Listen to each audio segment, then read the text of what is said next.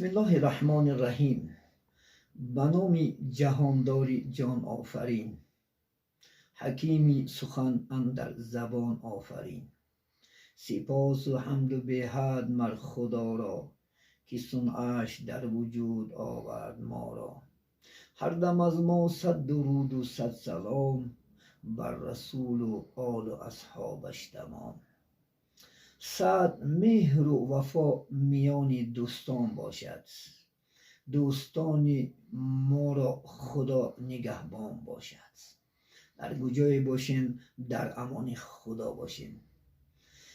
ما شما را به مناسبت فرارسی عید ماه رمضان تبریک و مبارک باد میگوییم و به شما همیشه تنصیحاتی خاطر جمع در خاندان شما فیض و برکات و این خرسندی هایی که اگر خدا خواهد با وجود می آید تا ابد خدا خواهد از یعنی لبان ما شما کنده نشود.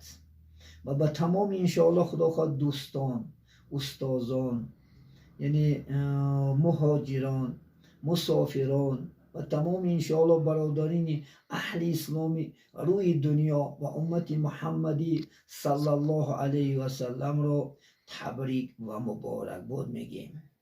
چون که امروز روز عید ماست، نه عید یهود و نصاراست. الحمدلله این عید، این خرسندی تمام مسلمان است.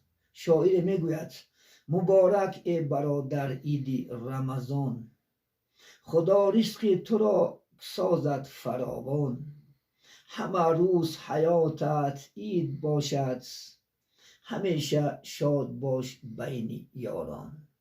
بار دیگر به شما عزیزان این عید رمضان مبارک باشد. السلام علیکم و رحمت الله و برکاته.